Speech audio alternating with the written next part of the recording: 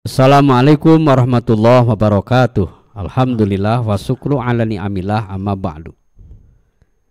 Pendengar dan pemirsa, ada sebagian orang yang bekerja hanya mengejar gaji atau keuntungan yang besar tanpa memikirkan nilai-nilai keberkahan dalam pekerjaan itu. Tak sedikit yang rela mengerjakan pekerjaan yang bernilai buruk hanya demi kekayaan, popularitas, dan kesejahteraan duniawi. Padahal pekerjaan itu tidak disukai oleh Allah Subhanahu wa taala dan harus dijauhi karena mengandung kemaksiatan. Pendengar dan pemirsa, sebagai seorang muslim tentu kita harus teliti dan kritis memilih pekerjaan dan bekerja untuk kehidupan sehari-hari. Tanya pada diri sendiri, apakah pekerjaan yang selama ini kita lakoni sesuai dengan aturan Allah? Apakah pekerjaan kita mengandung keberkahan atau tidak? Di Mutiara Pagi dari Bandung bersama Ustadz Roja Sahrul Hikmah, kita buka seperti apa pekerjaan yang berkah. Ini luar biasa Ustadz ya. Begitu berbicara keberkahan dari pekerjaan itu memang sangat luas, tapi intinya orang ya mungkin belum paham secara keilmuan sehingga ketika melihat itu yang didapatkan dari apa yang dia kerjakan itu tidak melihat apa Allah ridha atau tidak, apa berkah atau tidak. Seperti apa sih rezeki atau pekerjaan yang berkah tersebut?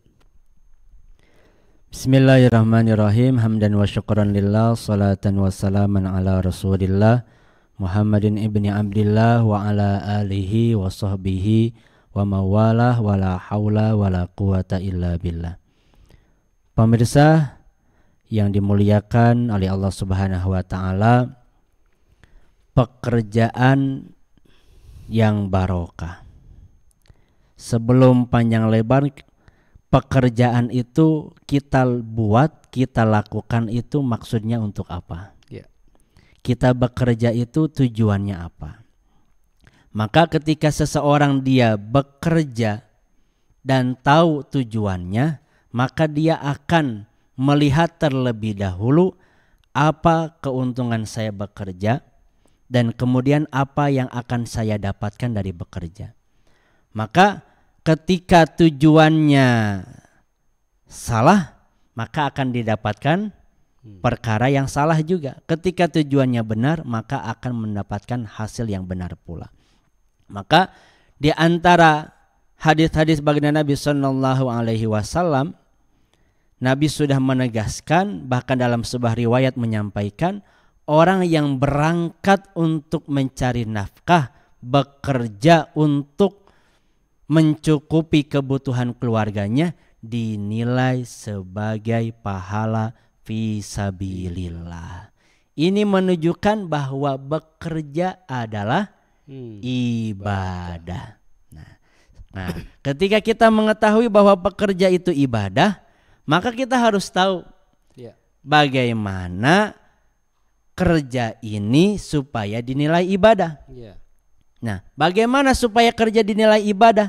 Jangan sampai kerja malah meninggalkan ibadah. Benar. Karena terlalu sibuk kerja lupa mengerjakan sholat. Karena alasan kerja malah tidak puasa yang wajib. Nah, ini berarti kita lupa bahwa bekerja itu ibadah, justru harus melengkapi ibadah yang lain. Nah, karena ibadah ini, maka karena kerja ini adalah ibadah, maka Nabi sudah mengajarkan sebelum kita berangkat keluar dari rumah, Nabi memberikan arahan, contoh suri tauladan yang baik. Apa suri tauladan baik? Yaitu keluar dari rumah membaca doa. Apa doanya? Alhamdulillah. Bukan Ustaz. Apa doanya? Nah, betul sekali. Bismillahi tawakkaltu 'alallah la haula wala quwata illa billah. Ini pertama kali ketika kita sudah melangkahkan kaki keluar dari rumah ingin berangkat bekerja, entah itu bekerjanya berangkat ke sawah atau berangkat ke kebun atau berangkat ke kantor atau mungkin kerja-kerja yang lain, langkah yang pertama kali kita buat langkah doa keluar dari rumah. Apa kata Nabi keutamaannya? Bagi orang yang membaca doa Bismillahirrahmanirrahim, la haula wala quwata illa billah, 4 keuntungan yang diberikan oleh Nabi.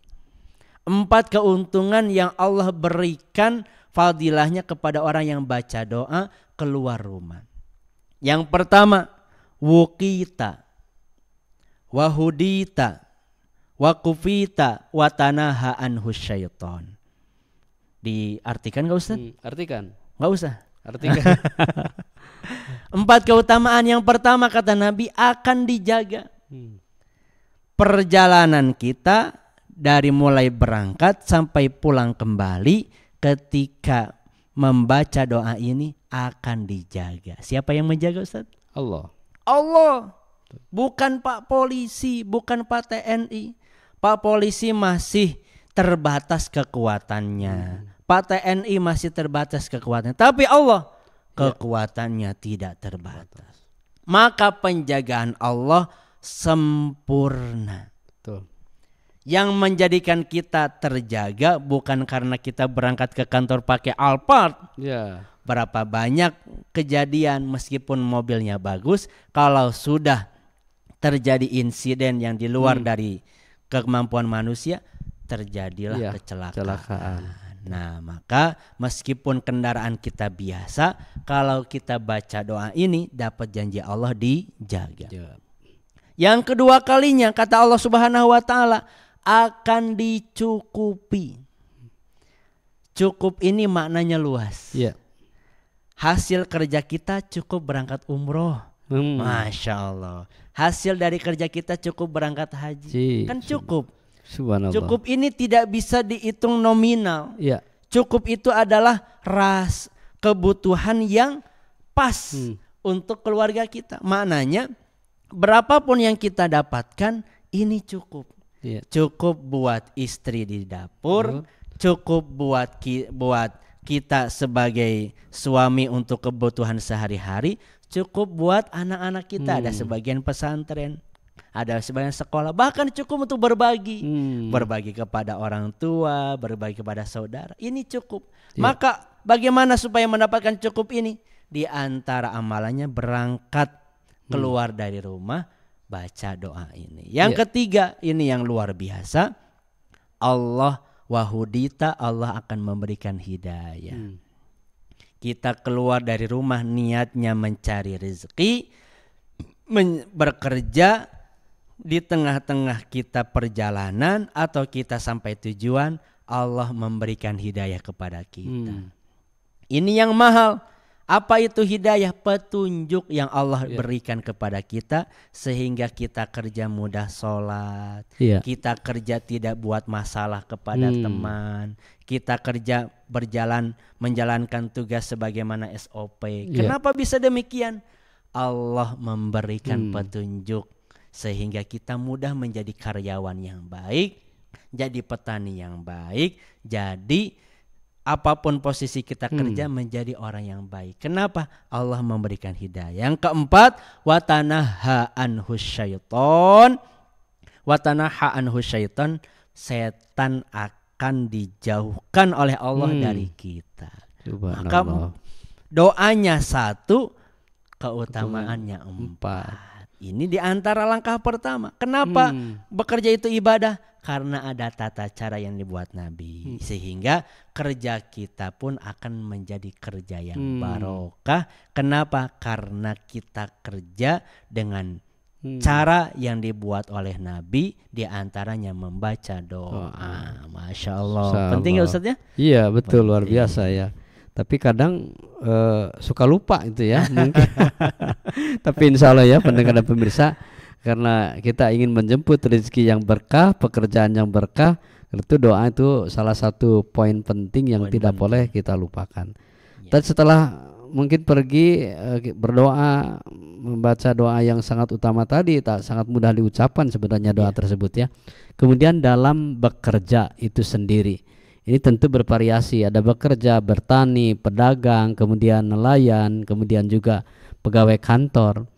Nah, ini yang menjadi sedikit agak ada tantangan di suatu lingkungan yang mungkin terbiasa dengan tempat-tempat atau waktu-waktu ibadah itu diperbolehkan. Ada juga memang semuanya boleh ya, tapi ada yang memang ini berat untuk karena serius bekerja, misalnya nanti aja tanggung nih sholatnya sekalian aja.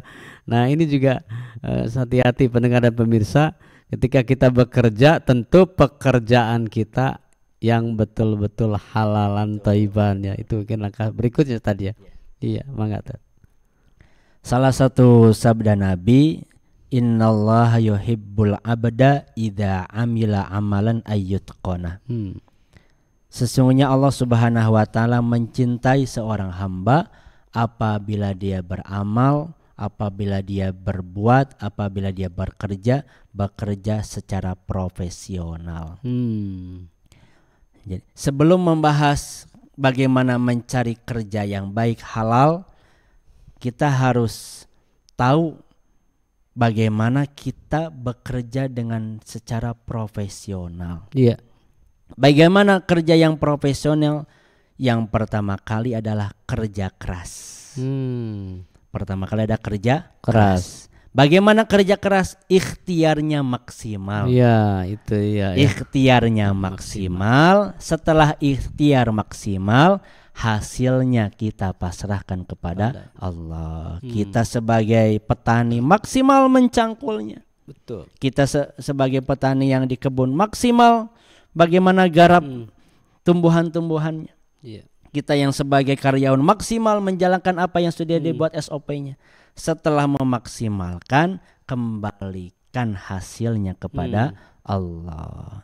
Itu yang pertama kali adalah kerja keras. Kerja keras ya. Kerja keras. Yang kedua adalah kerja cerdas. Bagaimana kerja cerdas, Ustaz? Iya. Nah, kerja cerdas adalah kerja dengan perhitungan yang baik, perhitungan yang matang. Jadi sebelum kita bekerja, kita harus membuat dulu perencanaan.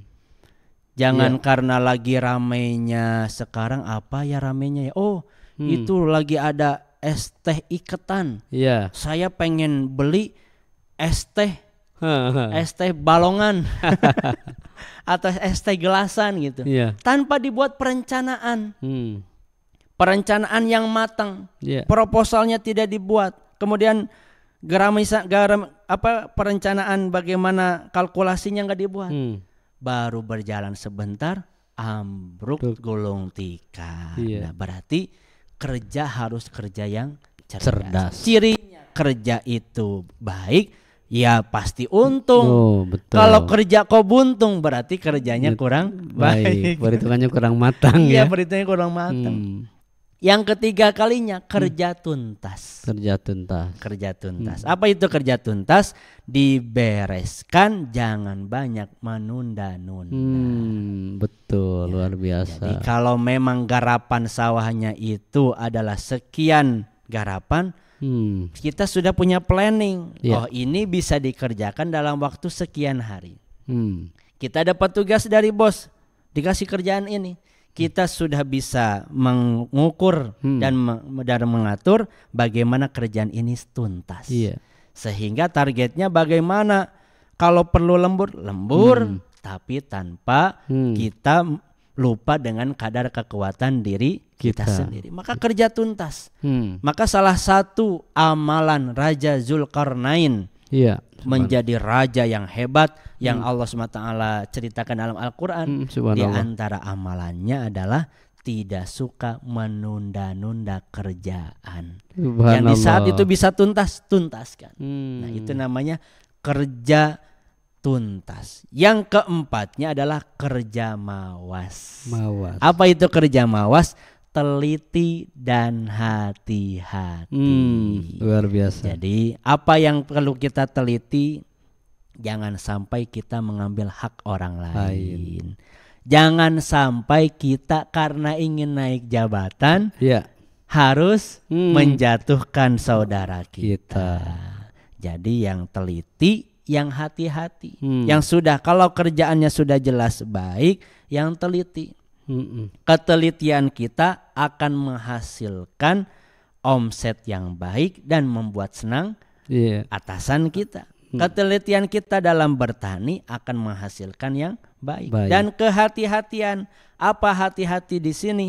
Hati-hati dalam menjaga hati, hati-hati dalam menjaga sikap kepada orang lain. Sehingga kerja mawas ini akan membuat kita nyaman di komunitas kerja bagaimanapun, di perusahaan manapun. Kenapa? Karena kita teliti dan hati-hati. Yang kelima adalah kerja ikhlas. Apa itu kerja ikhlas?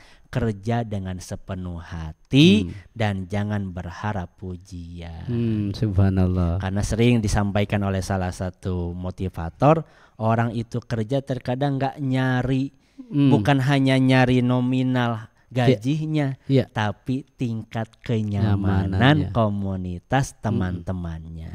Nah, dengan kerja ikhlas ini, kerja akan sepenuh hati tanpa mengharapkan dipuji oleh orang lain. Ya, kita kerja dengan sesuai apa yang sudah ditugaskan, yang entah itu kerjanya bertani, entah itu berkebun, entah itu di kantor. Ketika ada keikhlasan, kita akan memaksimalkan. Nah, itu 5 poin yang akan mengantarkan kita menjadi kerja profesional. Ketika kerja profesional, innallaha yuhibbu, Allah akan mencintai kita, Allah akan senang dengan pekerjaan kita.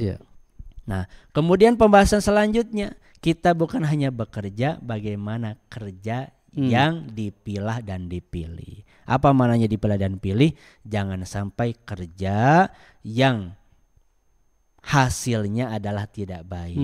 Apa maksudnya hasil yang tidak baik? Kerjaannya sudah jelas perkara yang tidak dibolehkan oleh Allah, dengan mencuri, merampok dan segala macam yang sudah dilarang oleh Allah. Atau kerjaannya baik, tapi caranya kurang baik, yaitu dengan cara korupsi. Ataupun cara-cara akhirnya dengan cara menipu. Nah, itu yang akan menjadikan hasil dari kerja kita menjadi hasil yang tidak baik. Ketika hasilnya tidak baik, maka kita memberi makan kepada keluarga kita hasil yang tidak baik. Maka Allah menyampaikan, ya ayyuhalladzina amanu kulu min thayyibati ma razaqnakum. Perintah Allah, makanlah dari makanan-makanan yang baik. Makanan yang baik yang pertama kali didapatkan dengan cara yang baik. Yang kedua kali memang jenis makanannya baik. Nah, ketika caranya baik, makanannya baik, dimakan dengan cara yang baik, itulah yang akan mendatangkan keberkahan kepada kita yang mencari dan kepada orang-orang yang kita beri rezeki, yaitu keluarga kita. Ketika bahan bakarnya baik, akan menghasilkan energi baik. Contohnya kita punya motor Ninja atau NMAX. Kita ingin membuat sebuah penelitian. Saya mah pengen ngisi bensinnya pakai ingin ngisi bahan bakarnya pakai minyak kelapa. Kira-kira nyala nggak Ustaz? Enggak. Rusak lah. Kan motornya bagus. Nah, meskipun motor bagus, tapi bahan bakarnya salah, nggak maju. Ini tubuh kita ini adalah ciptaan yang begitu indah.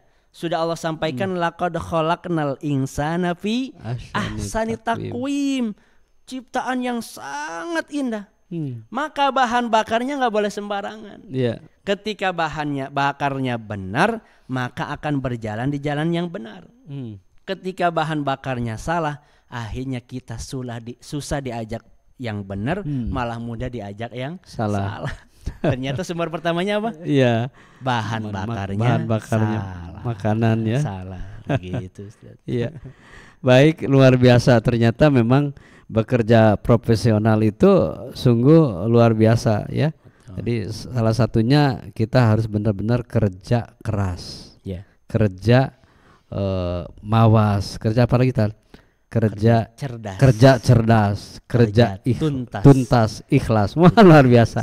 Pendengar dan pemirsa, tentu bukan semata-mata pekerjaan itu bisa jadi berkah ketika kita tidak menjalankan poin-poin yang tadi Ustadz Roja sampaikan.